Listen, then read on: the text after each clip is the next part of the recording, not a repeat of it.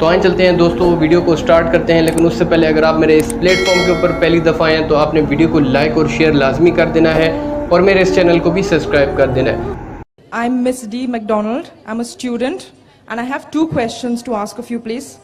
The first one is, in one of the first few chapters of the Quran, it is written that if a woman disobeys her husband, he is given full permission to beat her and keep her locked up in solitary confinement, thus withholding her from any intimacy until she toes the line, following whatever he says. If this is the punishment for women, where is the equivalent punishment for the men when they have wronged their women? And my second question is, if you could... Just one question. I'll answer that, then we'll come to the next question, inshallah. I have to give you 2 opportunities because the earlier question was missed. بہن نے سوال کیا ہے کہ اسلام میں قرآن میں لکھا ہوا ہے کہ مرد کو اجازت ہے کہ وہ اپنی پتنی کو بے حد مار سکتا ہے، تو کیا یہ صحیح ہے؟ لیکن اگر شوہر ایسا کرے تو کیا بیوی کو پرمیشن ہے اسے ماننے کی؟ یہ اس کا سوال تھا۔ جو بہن سوال کر رہی ہے وہ قرآن مجید کی ایک آیت کا حوالہ دی نے، میں دینا چاہتا ہوں، سورہ نساء کا سورہ نمبر 4 آیت نمبر 34 میں، جہاں لکھا ہوا ہے کہ اگر بیوی شوہر کی بات نہیں مانتی، کچھ حرام کرتی یا نافرمانی کرتی ہے، تو پہلے شوہر بیوی کو پیار سے سمجھانا چاہیے، نہیں سمجھتی ہے تو اس کو ڈانٹی دے سکتا ہے، اس کے بعد بستر پہ نہیں ساتھ میں رہنا چاہیے، یعنی اٹس اے گریٹر پنشمنٹ۔ پہلے پیار سے سمجھاؤ، پھر ڈانٹی دے کے بولو، پھر بستر پہ مت سو ساتھ میں۔ اس کے بعد عربی لفظ ضربہ، آپ اس کو لائٹلی مار سکتے ہیں، اور حدیث میں آتا ہے کہ اللہ کے رسول فرماتے ہیں یہ لائٹ مارنا کی مثال ہے کہ مسواک سے مانگنا۔ مسواک مطلب ناٹ ٹوتھ برش سے آپ پیٹ بھی سکتے، ہوتا نا ہینکرچیف یا رومال سے مارنا، it is a symbolic batting. اور اللہ کے رسول فرماتے جب آپ بیوی کو مارے تو کبھی چہرے پہ مت مارو، ایسا مت مارو کہ نشان رہ جائے۔ اس کا مطلب یہ مارنا صرف ایک چیتاونی ہے، کہہ رہا ہے آپ لمٹ کے باہر جا رہی ہے، تو یہ مارنا is more of a symbolic beating, it is not a physical pain۔ وہ شوہر جب بیوی کو مارتا ہے اس کو درد پہنچانے کے لیے نہیں مار رہا ہے، کیونکہ اللہ کے رسول نے کہا کہ چہرے پہ مت مارو، نشان نہیں آنا چاہیے، اس کا مطلب آستے سے مارو۔ کیوں؟ مطلب یہ آپ اپنی حد پار کر چکی ہے، یہ الٹیمیٹ وارننگ ہے۔ لیکن اسی طریقے سے اگر شوہر بیوی کو اپنا حق نہیں دے رہا ہے اس وقت یہ سیم نہیں ہو سکتا۔ کیوں؟ اگر بیوی شوہر کو ماریں گی تو شوہر تھوڑی بیوی کو چھوڑے گا، کہ قرآن کی آیت ہے اس کے پہلے ہی سورہ نساء سورہ نمبر 4 آیت نمبر 34 میں کہ مرد کے پاس زیادہ طاقت ہے، لیکن اس کو اختیار ہے کہ اگر شوہر اس کو حقوق نہیں دے رہا ہے وہ شوہر سے پیار سے بات کرے، آپ کیوں مجھے حقوق نہیں دے رہے؟ اگر نہیں مانتا ہے تو آربیٹر لے کے آؤ، شوہر کے طرف سے ایک بڑے کو بلاؤ، بیوی کی طرف سے بلاؤ، بیٹھ کے بات کرو، پھر بھی نہیں ہوتا ہے، حقوق نہیں دے رہا ہے، تو وہ جا کے قاضی کے پاس نکاح فسخ کر سکتی ہے۔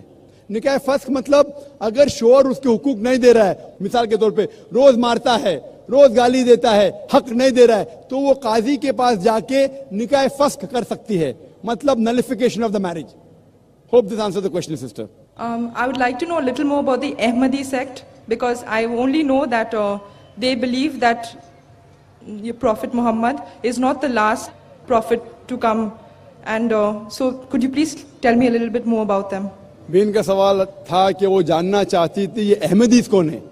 وہ جانتی ہے کہ وہ مانتے ہیں کہ محمد صلی اللہ علیہ وسلم آخری نبی نہیں ہیں، وہ جاننا چاہتی ہے۔ احمدی ایک ایسا فرقہ ہے جو کہتا ہے کہ محمد صلی اللہ علیہ وسلم آخری رسول نہیں ہیں۔ قرآن کی آیت صاف کہتی ہے، سورہ احزاب کی سورہ نمبر 33 آیت نمبر 40 میں، ما کان محمد ابا احد من رجالکم ولکن رسول اللہ وخاتم النبیین وکان اللہ بکل شیء علیما۔ محمد صلی اللہ علیہ وسلم آپ میں سے کسی کے بھی والد نہیں ہیں، اور وہ اللہ کے رسول ہے، اور وہ خاتم النبیین ہے، اللہ سب سے زیادہ علم رکھتا ہے۔ اس سے معلوم پڑتا ہے کہ محمد صلی اللہ علیہ وسلم رسول تھے اور آخری نبی تھے، لیکن نبی اور رسول کے درمیان فرق ہے کہ نبی اللہ کے بھیجے ہوئے نبی ہوتے، انگلش میں کہیں گے پروفٹ، रसूल वो नबी है जिसके पास रिसालत भी आ चुकी है, जिसके पास रिसालत भी आ चुकी. That prophet who has been given a message, he is called as a messenger. लेकिन जब अल्लाह फरमाते हैं कि आखिरी नबी, उसका मतलब आखिरी रसूल भी, क्योंकि रसूल होने के लिए नबी होना जरूरी है, लेकिन हर नबी रसूल नहीं है, हर रसूल नबी है. तो अगर अल्लाह फरमाते आखिरी नबी तो उसका मतलब आखिरी रसूल भी. लेकिन अहमदी लोग, कादियानी लोग कहते नहीं नहीं, नबी का मतलब जिसके पास रिसालत आई, पैगाम आया, रसूल मतलब जिसके पास पैगाम नहीं आया. तो एक रसूल की जिसके पास पैगाम नहीं आया वो आने वाले हैं. और कहते मिर्जा गुलाम कादियान वो रसूल है, जो बिल्कुल गलत तर्जुमा है. वो नबी और रसूल को उलट पलट करते, they give different meaning for both. तो इन लोग गलत मानी लेके कहते हैं कि कुरान में लिखा है कि अल्लाह के रसूल आखिरी नबी है, नबी मतलब ऊंचा दर्जा है, रसूल नीचे आता है, इसलिए रसूल आ सकते हैं. गलत तर्जुमा करते और कहते हैं कि मिर्जा गुलाम अहमद मोहम्मद सल्लल्लाहु अलैहि वसल्लम के बाद भी रसूल आएंगे, उनमें से एक है मिर्जा गुलाम अहमद कादियान, जो कुफ्र है. कुफ्र मतलब जो इस्लाम के खिलाफ है, कुरान के खिलाफ है, अल्लाह के रसूल के खिलाफ है. दैट द रीजन आई से दे डेविएटेड, वो सही मुसलमान नहीं है. जो भी कोई कहता है कि अल्लाह के रसूल मोहम्मद सल्लल्लाहु अलैहि वसल्लम आखिरी नबी आखिरी रसूल नहीं है, दे आर डूइंग कुफ्र, वो मुस्लिम हो नहीं सकते. Hope that answers the question. Thank you.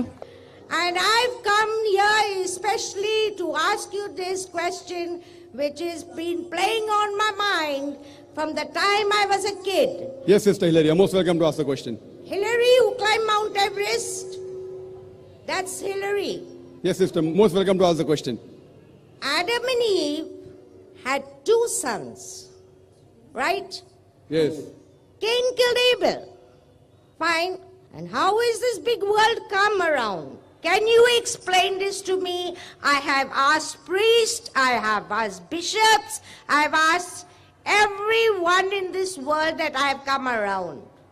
I've been to Australia, Taiwan, Singapore, all over, but nobody can give me this explanation. So kindly, I request you, Mr. Zakir Nayak, I've been longing to meet you, to ask you not only this question, but many other questions, if I get a chance. I hope you understand Urdu, Hindi, because Very this is... backward in Urdu and Hindi. If you can explain into English and then translate it in your Urdu, I don't mind. Okay, sister. First I'll give the answer. Because you're a non-Muslim, I'll give you an exception. Normally when I speak in English, I only answer in English. If I speak in Urdu, I only answer in Urdu. I'm more comfortable with English. So I'll give you an opportunity, sister.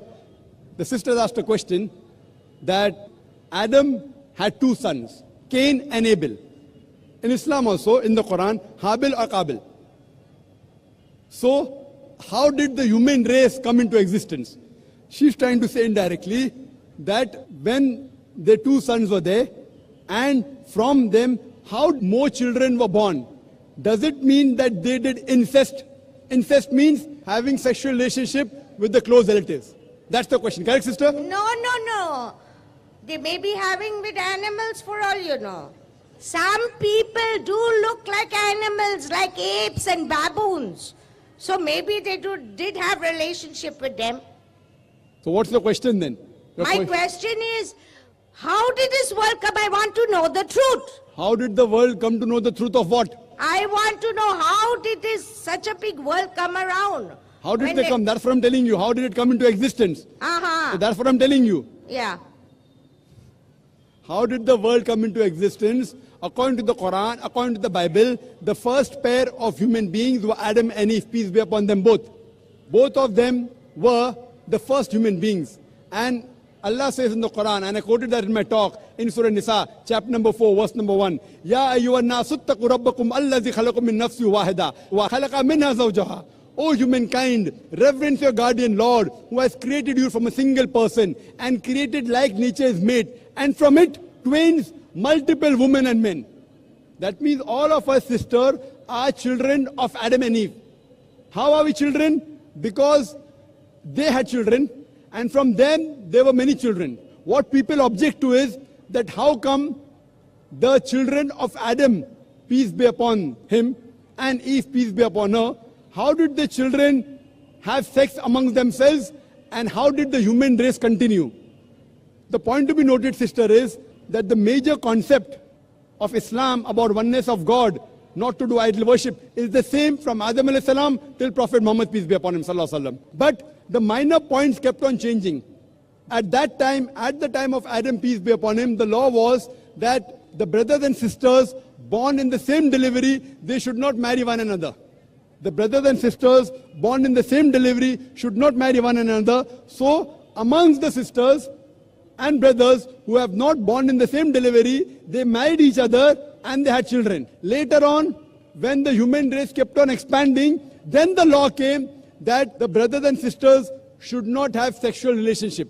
That's what the Quran says in Surah Nisa, chapter number 4, verse number 22, 23, 24, that you cannot marry your mother, your sister, your daughter, and your mother's sisters, your brother's daughter, your sister's daughter, and a big list of mahram is given.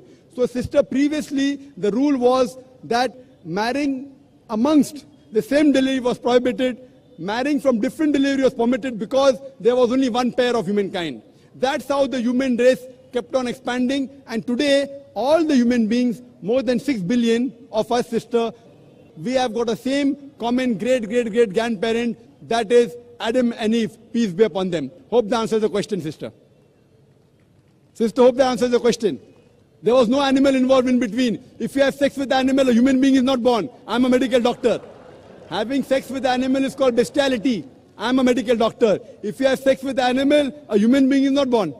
So this human race came, our great grandparent was one common, that is Adam and Eve, peace be upon them. Hope that answers the question.